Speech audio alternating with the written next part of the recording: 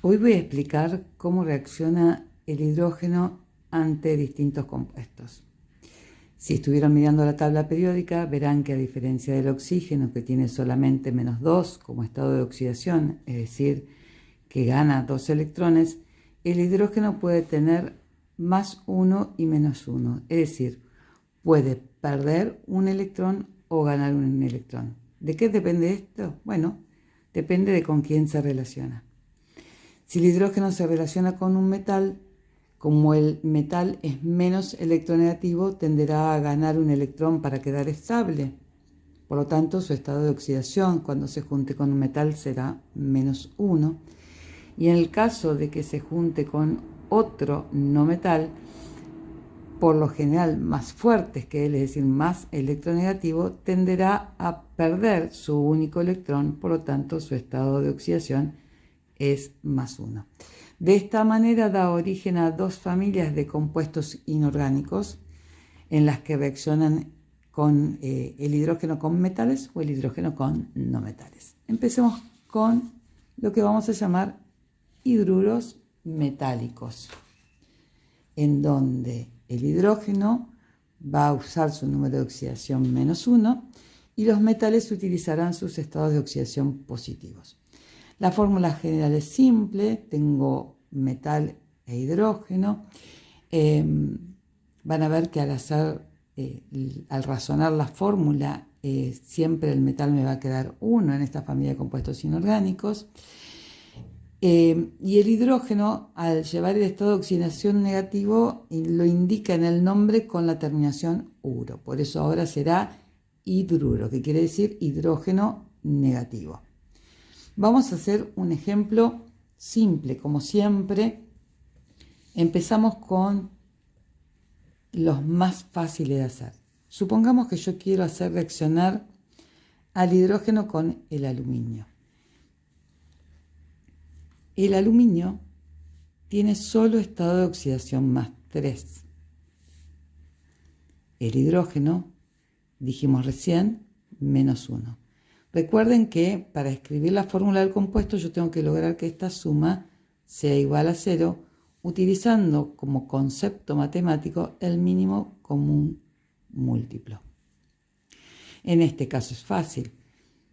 Con un solo aluminio y 3 de hidrógeno, la suma me da 0. Por lo tanto, eso es lo que escribo en la fórmula. Recuerden siempre que la fórmula es esto que estoy recuadrando. Lo que escribo arriba es un cálculo que puedo hacer mentalmente. ¿Cómo se llama este compuesto entonces?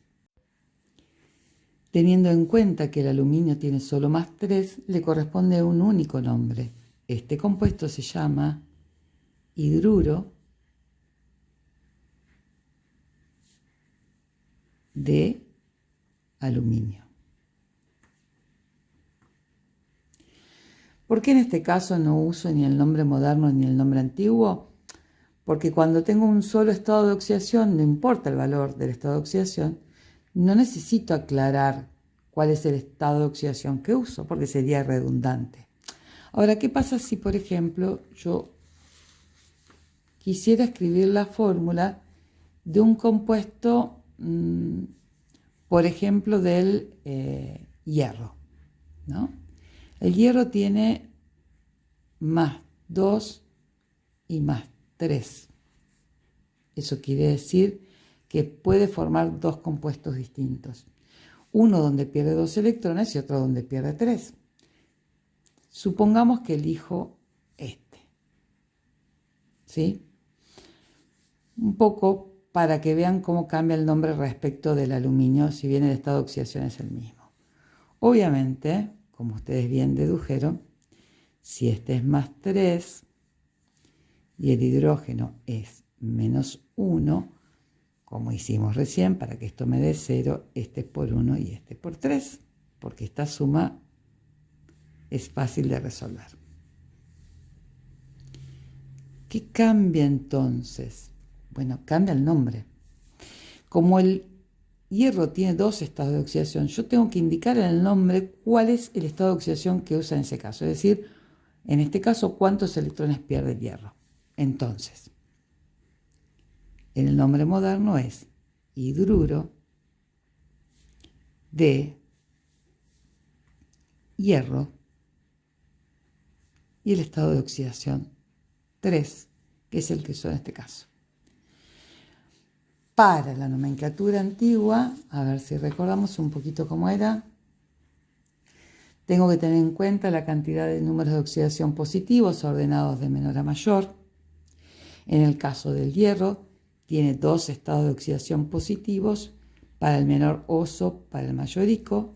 Nosotros usamos el mayor, por lo tanto, el nombre antiguo para este compuesto será hidruro férrico, donde la terminación ico me indica que usa el número mayor. Bien, ¿qué pasa con la ecuación química? Recuerden que la ecuación química representa mediante símbolos lo que ocurre en una reacción química. Y para la ecuación química tenemos que recordar cuáles son las moléculas que como reactivos son biatómicas. Lo vamos a hacer para la del hierro. El hierro es un metal y como todos los metales son monoatómicos. Reacciona con el hidrógeno en este caso, y el hidrógeno es una molécula biatómica, para formar este compuesto. Hierro 1H3. Recuerden que se deben cumplir 2 leyes, una de la conservación de los elementos, o sea, si yo tengo hierro e hidrógeno, en un principio tengo que tener hierro e hidrógeno al final, esto por supuesto se cumple. La otra es la conservación de la cantidad de átomos de cada elemento, lo que equivale a la masa. Si acá tengo 2 y acá tengo 3, trabajo otra vez con mínimo común múltiplo, entonces como entre 2 y 3 es 6, a este compuesto que es todo 1, lo multiplico por 2. 2 por 3 me da 6 átomos de hidrógeno.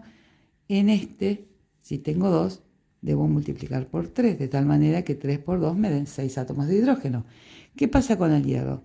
2 por 1 me da 2. Si tengo 1, multiplico por 2.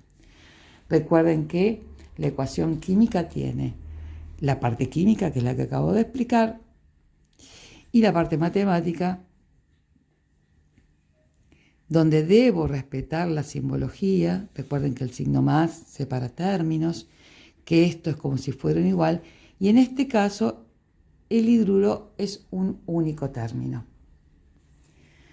Bueno, ¿qué pasa cuando el hidrógeno reacciona con un no metal? Los no metales con los quienes se une son más electronegativos que él, por lo tanto el hidrógeno tiende a perder su único electrón, haciendo que su estado de oxidación sea más 1. Como los no metales con quienes se combina ganarán electrones, digamos, el estado de oxidación que les queda va a ser negativo. Cada no metal tiene un único estado de oxidación negativo, o sea que encontrarlo no es tan difícil para trabajar. Los hidrácidos, estos ácidos que no tienen oxígeno, los hidrácidos más comunes se forman con el flúor, el cloro, el bromo, el yodo, el azufre, el selenio y el telurio. Al igual que antes, la fórmula es muy simple, lo que cambia es el nombre, porque ya no hay antiguo y moderno, si bien los usamos los dos simultáneamente, tienen que ver con el estado natural de estos compuestos y con su estado de oxidación y qué pasó cuando se disuelven en agua. Pero qué tal si se los explico con un ejemplo, y como suelo decirle a mis alumnos, voy a usar el más famoso. El más famoso de los hidrácidos es el que se forma con cloro. Miren, les cuento que el cloro tiene como estado de oxidación más menos 1, más 3, más 5 y más 7. De todo esto, a mí lo único que me interesa es esto.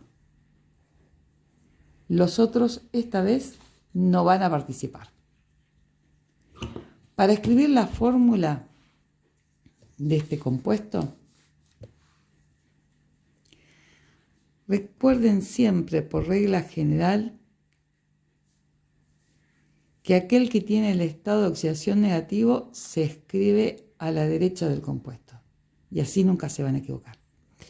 Entonces, el hidrógeno con el cloro, el estado de oxidación del cloro es -1, el hidrógeno es +1, y en este caso, claro, la suma es muy fácil, ¿no?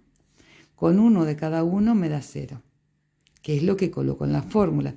Recuerden que no hace falta colocar los unos, es redundante, pero bueno, un poco para que quede claro que el número por el que multiplico es el número por el que bajo. La fórmula es aquello que está de recuadrado. ¿Cómo se llama este compuesto?